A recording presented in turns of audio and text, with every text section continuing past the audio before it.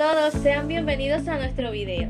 En esta ocasión, mi compañero Ian Daniel Fuentes y mi persona, Luisa Fernanda Cabas, estudiantes de primer semestre del programa de instrumentación quirúrgica de la Universidad Popular del Cesar, les venimos a hablar un poco sobre el cianuro de hidrógeno, que es una sustancia química que, a pesar de ser altamente tóxica, ha tenido un papel importante tanto en la industria como en la historia de la ciencia. Ahora bien, les hablaré sobre el contenido de nuestro video.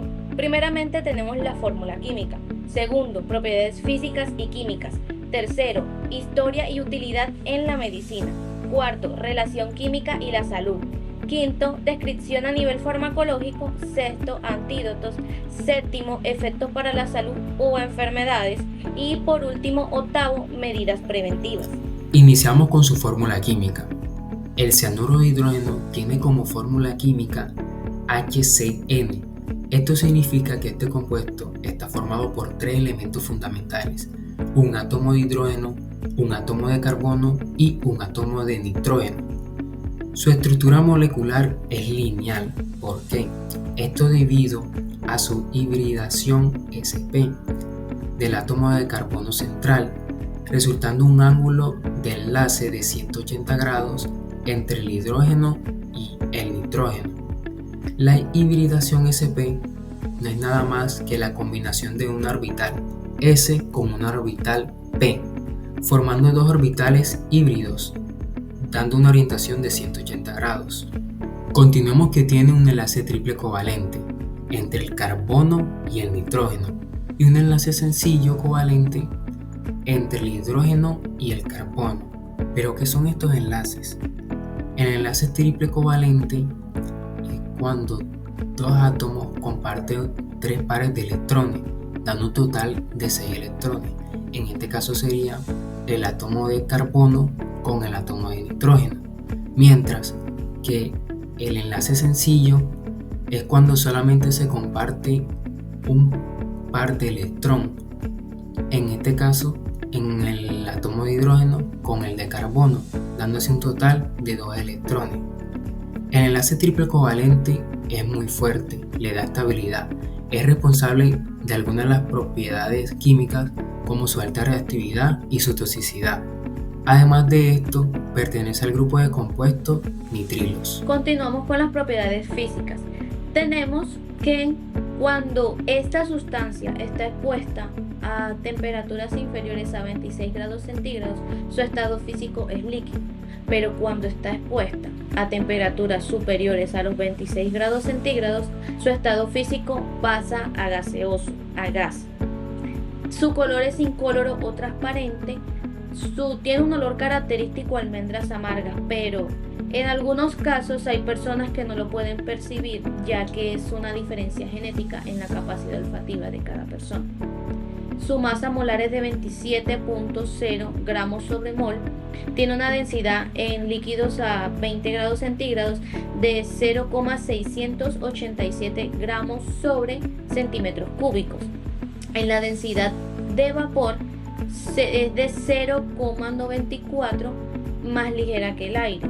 Su punto de fusión, que quiere decir que cuando pasa de estado sólido a estado líquido, es de menos 13 grados centígrados. En su punto de ebullición, que es cuando pasa de estado líquido a estado gaseoso, es de 26 grados centígrados. Su solubilidad, cuando esta sustancia entra en contacto con el solvente universal, que es el agua, se forma el ácido cianhídrico. Su volatilidad es extremadamente alta, lo cual eso hace que se disperse rápidamente. Ahora les voy a hablar sobre sus propiedades químicas. Comencemos en primer lugar por su composición química. Está formado por tres elementos: hidrógeno, carbono y nitrógeno. Su fórmula HCN y su estructura muestra un enlace triple covalente entre el carbono y el nitrógeno. Gracias a esto le permite una gran estabilidad química. Luego, naturaleza ácida. Es un ácido débil. Es capaz de liberar iones cianuro, es decir, carbono y nitrógeno, con una carga eléctrica negativa. Los libera cuando se disuelve en agua. Reactividad. Altamente reactivo, especialmente con bases fuertes, ácidos, oxidantes y metales. Reacciona con bases fuertes como el hidróxido de sodio o de potasio, formando sales llamadas cianuro, como el cianuro de sodio o de potasio. Oxidación. Se oxida fácilmente en presencia de agentes oxidantes, como el permanganato de potasio, el peróxido de hidrógeno o el cloro, transformándose luego en ácido fórmico. Combustión. Arde con una llama azul, generando dióxido de carbono y nitrógeno. Aunque su combustión parezca limpia, los vapores que libera son muy venenosos. Constante disociación ácida, Ka. Es una medida numérica que nos está indicando qué tan fuerte es un ácido, es decir, cuánto se separan en iones cuando está en agua. Su valor es de 6,2 por 10 elevado a la menos 10 del cianuro de hidrógeno. Luego está pKa. Es una forma más práctica de poder expresar el Ka, ya que los números que se suelen utilizar son muy pequeños. Su valor es de 9,2, ácido débil, impacto entre 5 a 6, corrosividad. Aunque no es corrosivo, pero puede irritar la piel, puede dañar metales o materiales si se pone en aire húmedo. Toxicidad, altamente tóxico, ya que bloquea la respiración celular impidiendo que las células obtengan oxígeno, lo que causa una asfixia química que es perjudicial. Bueno, historia y utilidad en la medicina. La utilidad histórica en la medicina del cianuro de hidrógeno ha sido de alguna u otra forma demasiado limitada, pero a pesar de estas limitaciones tuvo usos experimentales y de forma indirecta en el siglo XIX y aproximadamente a principios del siglo XX, mucho antes de que se comprendiera plenamente su alta toxicidad y las consecuencias que puede traer el uso de esta sustancia a la salud de las personas. En la utilidad médica iniciaremos a partir del siglo XIX, donde se dieron los primeros usos de esta sustancia en el campo médico. En esta época, esta sustancia se utilizó en dosis muy pequeñas como medicamento, porque existía la creencia de que podía tener efectos terapéuticos en las personas. Los médicos y farmacéuticos de la época se basaban en el principio de que la dosis hace al veneno. Por eso se pensaba que en una cantidad mínima de un veneno potente podía servir como medicamento si se administraba con cuidado y bajo la supervisión de un profesional de la salud. Cabe recalcar de que había formas específicas para su uso. El primero es el cianuro de hidrógeno, o como se conocía en la época aquella, ácido prúsico. Se preparaba en soluciones muy diluidas, como por ejemplo una gota de este ácido concentrado en agua destilada. Además, se comercializaba en jarabes o gotas medicinales y también se podía encontrar de forma natural como aguas destiladas de plantas. Y un ejemplo muy que se utilizaba en aquella época era el agua de laurel cerezo, que se utilizaba como antiespasmódico. En la utilidad médica también encontramos las aplicaciones médicas comunes, donde podemos observar que se encuentran sedantes y antiespasmódicos y trastornos digestivos. En el caso de los sedantes y antiespasmódicos, se creía que esta sustancia podía ayudar a calmar el sistema nervioso de la persona y ayudarlo a reducir lo que era la irritabilidad y los espasmos musculares. Este se utilizaba para tratar lo que era tos nerviosa, espasmos de estómago o intestino y, en el peor de los casos, convulsiones o ataques epilépticos. En los trastornos digestivos se pensaba que esta sustancia tenía un efecto ya sea refrescante o calmante sobre el estómago de la persona con complicaciones de salud. Este se utilizaba para aliviar lo que eran las náuseas, gastritis nerviosa y vómito persistente. Bueno, seguimos con la relación química y la salud. El cianuro de hidrógeno, como bien sabemos, es un compuesto que está formado tanto por hidrógeno, carbono y nitrógeno. A simple vista parece un compuesto químico inofensivo, porque es un líquido volátil e incoloro, y además cambia su estado físico a gas cuando supera temperaturas mayores a 26 grados centígrados y tiene un olor característico a almendra amarga que no todas las personas pueden identificar por un rasgo genético. Pero la realidad no es esa. La realidad es que es una de las sustancias más tóxicas que existen. Desde el punto de vista químico, es un ácido débil pero muy reactivo. Tiene la capacidad de formar sales llamadas cianuro, como las mencionadas anteriormente, cianuro de sodio o de potasio, que son muy peligrosas. Pero lo interesante y preocupante radica aquí: ¿cómo afecta al cuerpo humano? Cuando una persona se pone el cianuro de hidrógeno, ya sea porque lo haya respirado su simple gas o tenido un contacto, este entra al organismo y lo que provoca es que se impide la respiración celular, es decir, que las células no pueden obtener oxígeno, lo que desencadena que haya una asfixia celular. Esto afecta tanto al pulmón como al corazón y al cerebro. Esto también tiene unos síntomas muy rápidos. Te puede generar dolor de cabeza, dificultad de respirar, pérdida de la conciencia, mareo, entre otras. Por eso se considera el cianuro de sodio una de las sustancias más tóxicas a nivel celular. ¿El cianuro de hidrógeno tiene una descripción a nivel farmacológica? No, su realidad es que no. No tiene un uso farmacológico ni médico, ni se considera un principio activo, ya que es un compuesto químico altamente tóxico y letal. El cianuro de hidrógeno bloquea el uso del oxígeno por las células, interfiere en esto. Al unirse al hierro de la enzima citocromo C oxidasa, causando asfixia química celular. Como lo podemos ver en la imagen, el oxígeno entra primero a la mitocondria para generar ATP. Luego viaja por los electrones, complejos enzimáticos, luego el cianuro se une al hierro donde está la enzima, lo que desencadena que las células no puedan obtener el oxígeno necesario y cause su muerte, llamada hipoxia. Utilidad moderna indirecta. Primero, se debe saber que este compuesto no se utiliza directamente como un medicamento por su alta toxicidad, ya que este interfiere en la respiración celular. Sin embargo, a pesar de lo tóxico que es, se le ha podido sacar provecho en estas tres áreas. Primero, toxicología clínica. Aquí se estudia de cómo el cianuro actúa en nuestro organismo y de los efectos que este nos produce. Gracias a esto, se ha permitido desarrollar métodos de diagnóstico, de detectar intoxicaciones y de cómo ciertos venenos actúan en el cuerpo humano. 2. Investigaciones bioquímicas.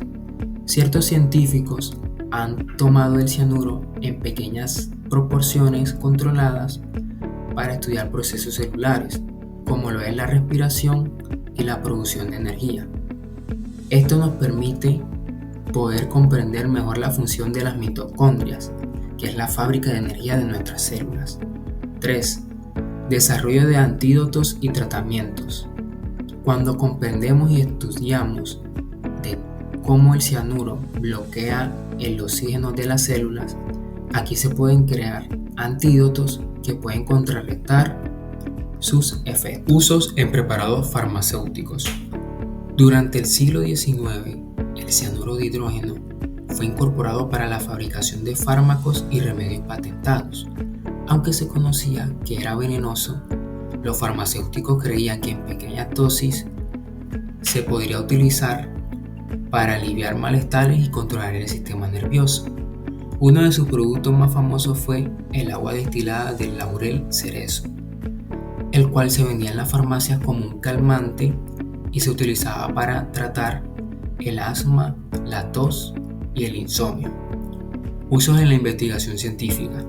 A finales del siglo XIX y comienzos del siglo XX, el cianuro de hidrógeno tomó una relevancia importante en las investigaciones médicas y fisiológicas, ya que se estudió que cuando se exponía a tejidos o animales pequeñas concentraciones del cianuro, se podría observar que las células no tenían oxígeno.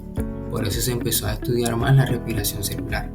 También se descubrió que el cianuro de hidrógeno bloquea la enzima citocromo C oxidasa, el cual llevó a que por primera vez que las células podían obtener energía a través del oxígeno y de cómo los venenos, ciertos venenos y el cianuro interferían en este proceso vital. Ahora seguimos con los antídotos.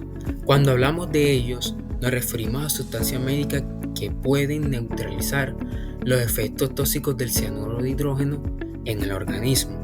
Sabemos que el cianuro de hidrógeno no tiene una utilidad farmacológica ni médica, sino más bien con fines toxicológicos.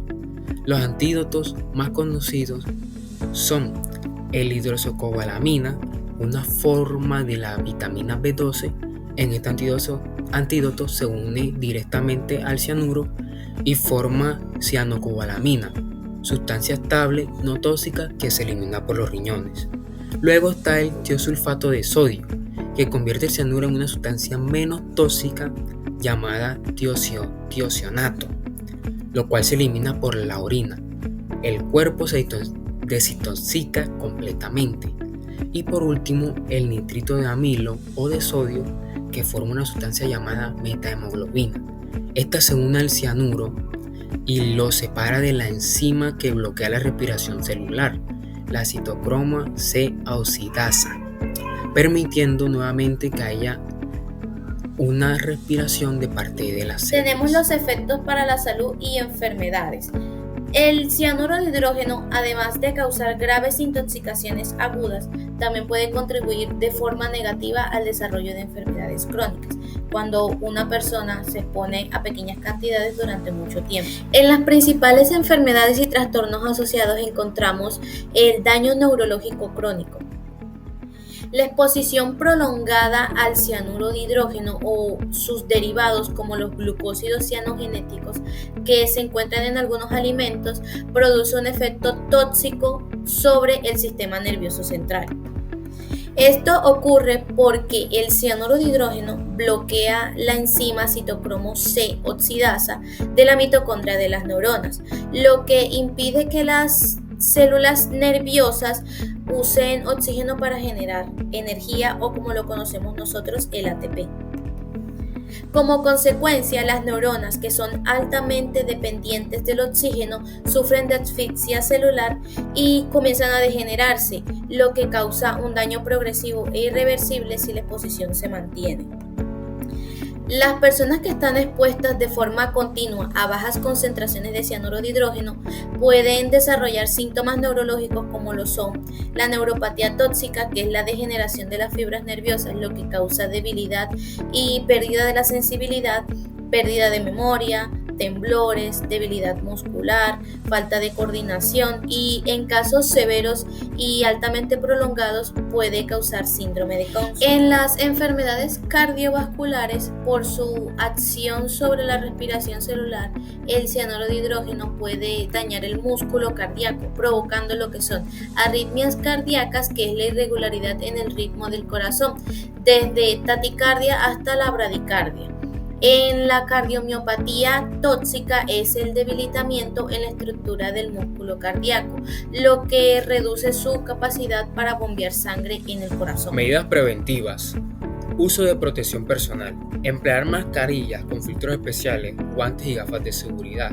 Segundo, ventilación adecuada. Evitar la acumulación de vapores en espacios cerrados. Tercero, primeros auxilios.